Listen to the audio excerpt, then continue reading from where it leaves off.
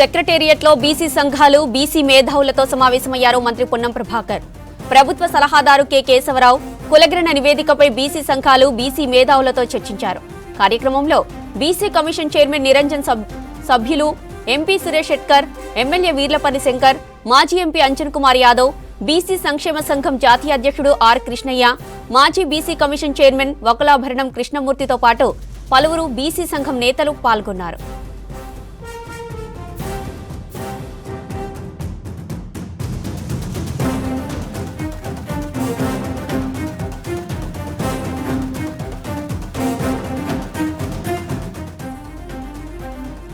సెక్రటేరియట్లో బీసీ సంఘాలు బీసీ మేధావులతో సమావేశమయ్యారు మంత్రి పొన్నం ప్రభాకర్. ప్రభుత్వ సలహాదారు కె కేశవరావు కులగణన నివేదికపై బీసీ సంఘాలు బీసీ మేధావులతో చర్చించారు. కార్యక్రమంలో బీసీ కమిషన్ చైర్మన్ నిరంజన్, సభ్యులు ఎంపీ సురేష్ షెట్కర్, ఎమ్మెల్యే వీర్లపల్లి శంకర్, మాజీ ఎంపీ అంజన్ కుమార్ యాదవ్, బీసీ సంక్షేమ సంఘం జాతీయ అధ్యక్షుడు ఆర్ కృష్ణయ్య, మాజీ బీసీ కమిషన్ చైర్మన్ వకులాభరణం కృష్ణమూర్తితో పాటు పలువురు బీసీ సంఘం నేతలు పాల్గొన్నారు.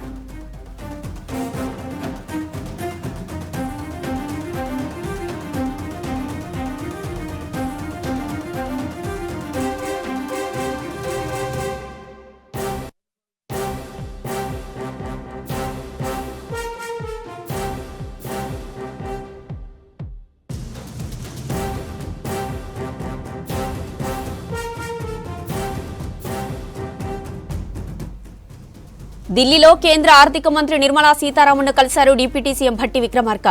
సఫ్దర్జంగ్ రోడ్లోని ఆమె అధికారిక నివాసంలో కలిసి కేంద్రం నుంచి రాష్ట్రానికి వివిధ అంశాల్లో రావాల్సిన ఆర్థిక వనరులపై చర్చించారు.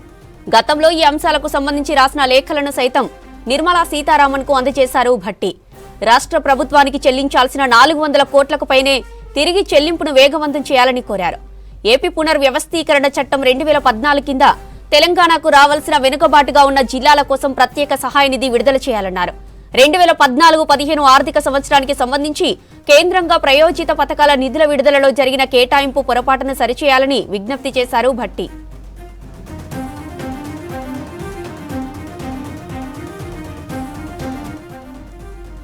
విభజన చట్టం ప్రకారం వివిధ కార్పొరేషన్లు, ఎస్పీవీలకు సంబంధించి తెలంగాణకు రావాల్సిన నిధులపై కేంద్ర మంత్రితో చర్చించారు డిప్యూటీ సీఎం భట్టి.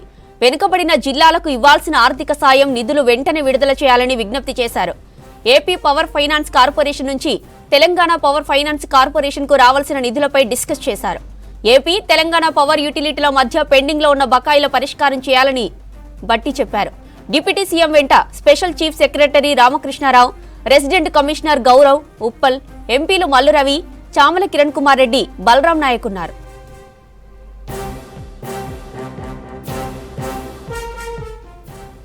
ఢిల్లీలో కేంద్ర ఆర్థిక మంత్రి నిర్మలా సీతారామన్ను కలిశారు డిప్యూటీ సీఎం భట్టి విక్రమార్క. సఫ్దర్జంగ్ రోడ్లోని ఆమె అధికారిక నివాసంలో కలిసి కేంద్రం నుంచి రాష్ట్రానికి వివిధ అంశాల్లో రావాల్సిన ఆర్థిక వనరులపై చర్చించారు. గతంలో ఈ అంశాలకు సంబంధించి రాసిన లేఖలను సైతం నిర్మలా సీతారామన్కు అందజేశారు భట్టి. ఇక రాష్ట్ర ప్రభుత్వానికి చెల్లించాల్సిన 400 కోట్లకు పైనే తిరిగి చెల్లింపు వేగవంతం చేయాలని కోరారు. ఏపీ పునర్వ్యవస్థీకరణ చట్టం 2014 కింద తెలంగాణకు రావాల్సిన వెనుకబాటుగా ఉన్న జిల్లాల కోసం ప్రత్యేక సహాయ నిధి విడుదల చేయాలన్నారు. 2014-15 ఆర్థిక సంవత్సరానికి సంబంధించి కేంద్రంగా ప్రయోజిత పథకాల నిధుల విడుదలలో జరిగిన కేటాయింపు పొరపాటును సరిచేయాలని విజ్ఞప్తి చేశారు భట్టి.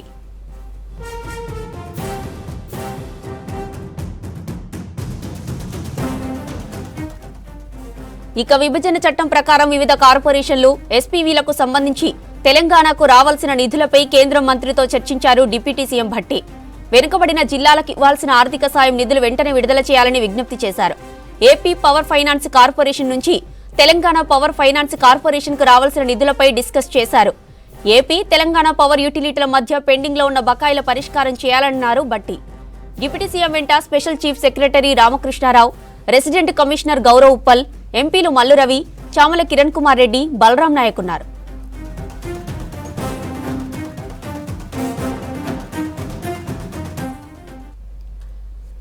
సింగరేణి భూగర్భ గనుల్లో పనిచేసేందుకు యువత ఎక్కువగా ఇంట్రెస్ట్ చూపడం లేదు. కారుణ్య నియామకాల ద్వారా ఉద్యోగాలు పొందిన వారి గైర్హాజరు ఎక్కువగా ఉంది. దీంతో గైర్హాజరవుతున్న సింగరేణి కార్మికులకు యాజమాన్యం డిస్మిస్ లెటర్స్ పంపించింది.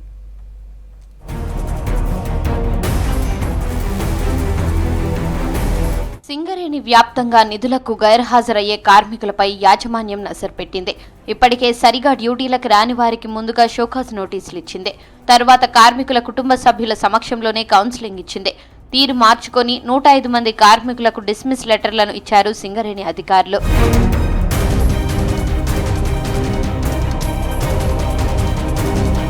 భూగర్భ గనులు, ఓపెన్ కాస్ట్లలో పనిచేసే కార్మికుల్లో ఏడాదిలో 100 లోపు అటెండెన్స్ ఉన్న 1204 మందికి యాజమాన్యం కౌన్సిలింగ్ ఇచ్చింది. వీరిలో కొత్తగూడెంలో 80, ఇల్లందులో 12, మనుగూరులో 39, కొత్తగూడెం కార్పొరేట్లో 1, RG1 ఏరియాలో 138, RG2 ఏరియాలో 71, RG3 ఏరియాలో 18, అడ్రియాల ప్రాజెక్ట్ ఏరియాలో 84, బెల్లంపల్లిలో 5, మందమరిలో 199, శ్రీరాంపూర్లో 395, భూపాలపల్లిలో 162 మంది ఉన్నారు. వీరిలో చాలా మందిని ఇప్పటికే పలుమార్లు పిలిపించి కుటుంబ సభ్యుల సమక్షంలోనే కౌన్సిలింగ్ చేశారు అధికారులు.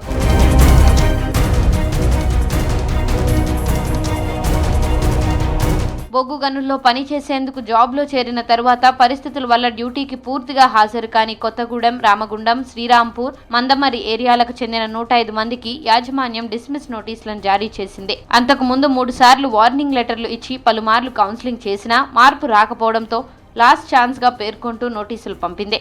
నోటీసు అందిన 45 రోజుల్లోపు సంజాయిషీ లెటర్ ఇస్తే పరిశీలించేందుకు సిద్ధంగా ఉన్నామని యాజమాన్యం తెలిపింది. విధులకు హాజరు కాకపోవడంతో సింగరేణి సంస్థ ఉత్పత్తి లక్ష్యం చేరలేకపోతుందని సింగరేణి అధికారులు తెలుపుతున్నారు. వేరే వాళ్ళకి వివిధ రంగాల్లో వేరే రంగాల్లో కూడా వాళ్ళకు ఇంట్రెస్ట్ ఉంది. అటువంటి దాంతో కూడా రావట్లేదు. తర్వాత ఏంటంటే కొంత ఇప్పుడు నూతనంగా ఉన్న వాళ్ళల్లో ఈ బాధ్యత అన్నది వాళ్ళకి పూర్తిగా తెలిసి రాక కొంతమంది ఇక వాళ్ళు తక్కువ హాజరు శాతంతో నెట్టుకొస్తున్నారు.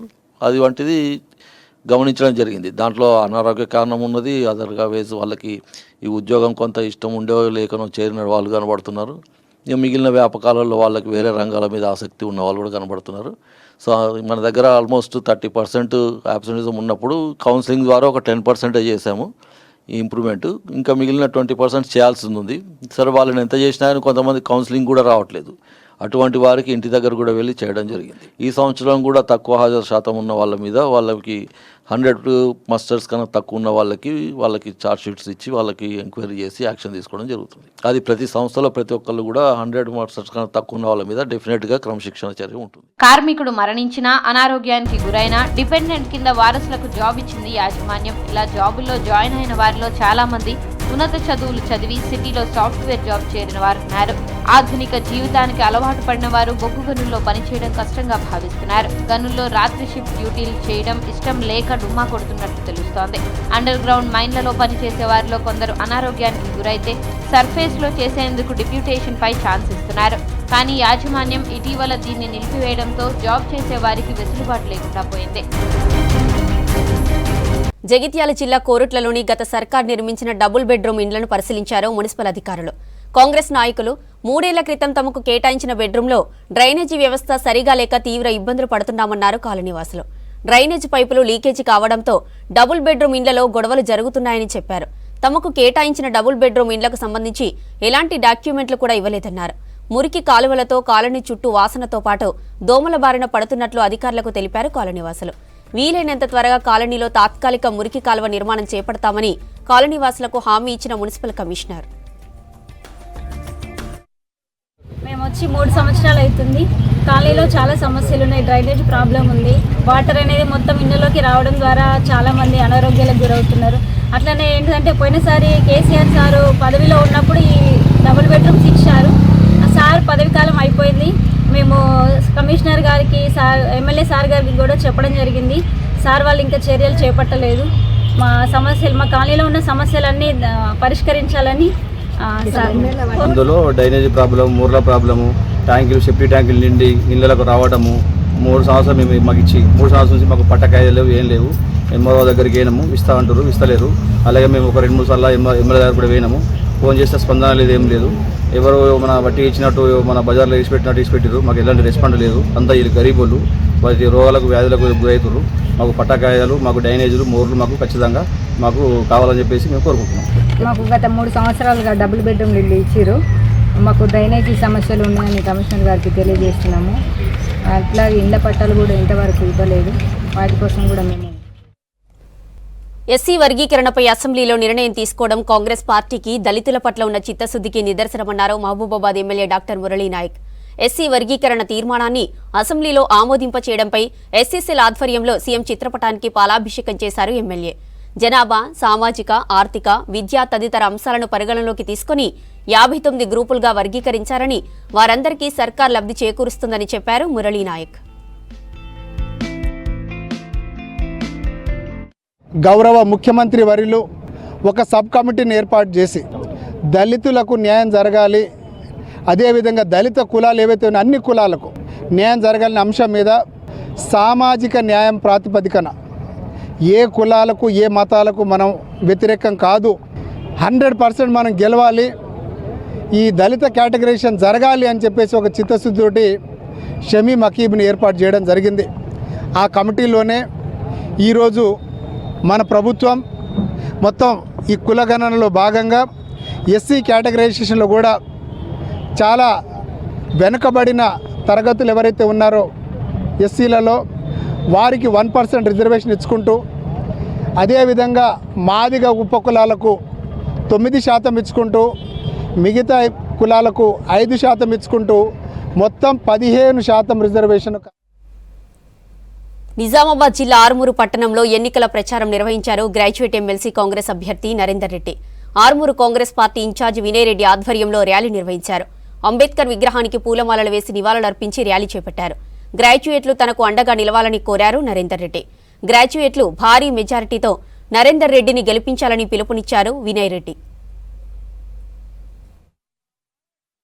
కాంగ్రెస్ పార్టీ మరి బీ ఫామ్ తీసుకున్న తర్వాత ఇక్కడ కాంగ్రెస్ శ్రేణుల మధ్య చాలా సంభవంగా మరి వాళ్ళ మొట్టమొదటి మీటింగ్ నా జీవితంలోనే కాంగ్రెస్ పార్టీతో కలిసి ఇక్కడ ఆర్మూర్లో జర్నీ కొనసాగించడం మరి నిజంగా నేను అదృష్టంగా భావిస్తున్నాను. వినయన్న అంటే విఎన్ అంటే వి నరేందర్, ఈ రకంగా మరి మా యొక్క జోడీ అద్భుతంగా ఉంది అని నేను భావిస్తూ ఒక మంచి మనసుతో అన్న ఈ రోజు మరి ఇక్కడ అందరి కాంగ్రెస్ శ్రేణులతో మరి వాళ్ళ స్వాగతం పలకడం, ఇక్కడ పట్టభద్రుల సమ్మేళనం అద్భుతంగా జరగడం చాలా ఆనందంగా అనిపిస్తూ, ఖచ్చితంగా మరి రేవంత్ రెడ్డి అనకు ఈ యొక్క గెలుపు ఒక గిఫ్ట్ కావాలి. రాబోయే లోకల్ బాడీ ఎన్నికల్లో ముఖ్యంగా నిరుద్యోగులకు ఉద్యోగ రూపకల్పనలో ఈ ప్రభుత్వం చేసినంతగా స్పీడ్ రిక్రూట్మెంట్ గతంలో ఎవరు కూడా చేసి ఉండలేదు. ఇప్పటికే 55,000 ఉద్యోగాలు నియామకాలు ఇవ్వడం జరిగింది. రాబోయే 2 సంవత్సరాల్లో ఇంకో 2 లక్షల ఉద్యోగాలు ఖచ్చితంగా ఇస్తారు అన్న ఆశాభావంతో నేనున్నాను. అలాగే ఇవాళ యూనివర్సిటీల డెవలప్మెంట్ కావచ్చు, గవర్నమెంట్ ఉద్యోగుల గవర్నమెంట్ మరి విద్యా సంస్థల బలోపేతం కావచ్చు, అలాగే రకరకాల ఏరియాస్ లో ఉన్న పట్టభద్రుల సమస్యలు అన్ని కూడా నేను తెలుసుకున్నాను. ఖచ్చితంగా వారికి అందుబాటు. జగిత్యాల జిల్లాలో హెలికాప్టర్ చక్కర్లు కొట్టింది. పట్టణంలో భూముల వివరాలు, భవనాల సంఖ్యపై కేంద్ర ప్రభుత్వం 20 మున్సిపాలిటీలను ఎంపిక చేయగా అందులో పైలట్ ప్రాజెక్టు కింద జగిత్యాల జిల్లా ఎంపికైంది. దీంతో అధికారులు హెలికాప్టర్ ద్వారా పూర్తి స్థాయిలో సర్వే చేసి నక్షాపటాలు రూపొందించి బార్డర్లు గుర్తించామన్నారు అధికారులు. ఇక హెలికాప్టర్ కింది నుంచి వెళ్లడంతో పిల్లలు ఆసక్తిగా చూస్తున్నారు.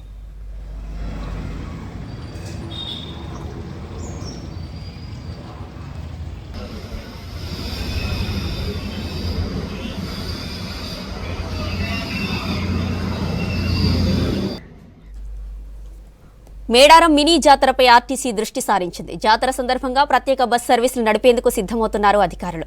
జాతర జరిగే 5 రోజులు 400 ప్రత్యేక సర్వీసులు నడిపేలా యాక్షన్ ప్లాన్ రెడీ చేశారు. ఇక జాతరకు వచ్చే వారికి ప్రయాణాలు ఇబ్బంది కలగకుండా ఏర్పాట్లు చేస్తున్నారు అధికారులు.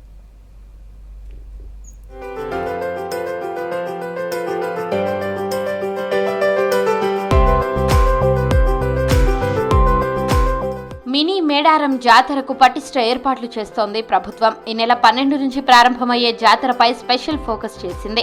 ఒకప్పుడు స్థానికులకే పరిమితమైన ఈ జాతరకు ఇప్పుడు రాష్ట్రం అంతటి నుంచి లక్షల సంఖ్యలో భక్తులు వస్తున్నారు.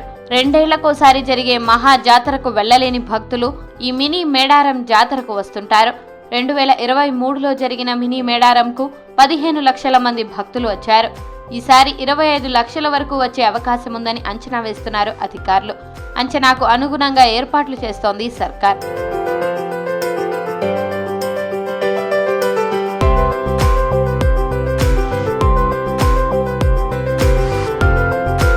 మేడారంకు వచ్చే భక్తులకు మెరుగైన రవాణా సౌకర్యం కల్పించేందుకు సిద్ధమవుతోంది ఆర్టీసీ.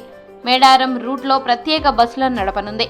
హనుమకొండ, వరంగల్ జిల్లా కేంద్రాల నుంచి ఎక్కువ సంఖ్యలో భక్తులు మేడారం వస్తుంటారు. వారంతా ప్రైవేట్ వాహనాల కంటే ఆర్టీసీ పైనే ఆధారపడుతుంటారు. భక్తులకు ఇబ్బంది కలగకుండా స్పెషల్ సర్వీసులు అందుబాటులోకి తీసుకురానుంది ఆర్టీసీ.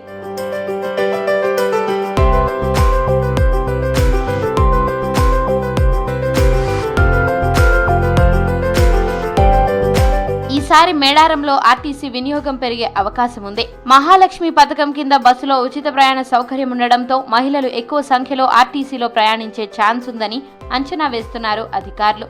అందుకు తగ్గట్టుగా బస్ సర్వీసులు పెంచాలని అధికారులకు సూచించారు మంత్రి సీతక్క. జాతర జరిగే 5 రోజులు 400 సర్వీసులు నడపాలని నిర్ణయించింది ఆర్టీసీ. 2023లో జరిగిన మినీ జాతరకు 77 సర్వీసులు మాత్రమే ఆర్టీసీ నడిపిందని, ఈసారి 400 సర్వీసులు అందుబాటులో ఉంటాయని చెప్పారు. భక్తుల రద్దీ ఎక్కువగా ఉంటే 500 సర్వీసులు కూడా నడిపేందుకు సిద్ధంగా ఉన్నామని తెలిపారు.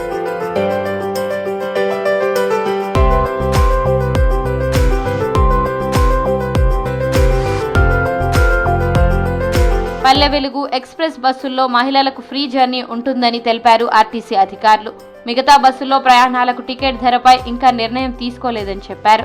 స్పెషల్ సర్వీసుల నేపథ్యంలో ధర ఇంకా ఫైనల్ చేయలేదని, 1-2 రోజుల్లో ఖరారు చేస్తామని చెప్పారు. 12వ తారీఖు నుండి మనకు మేడారం స్టార్ట్ అవుతుంది.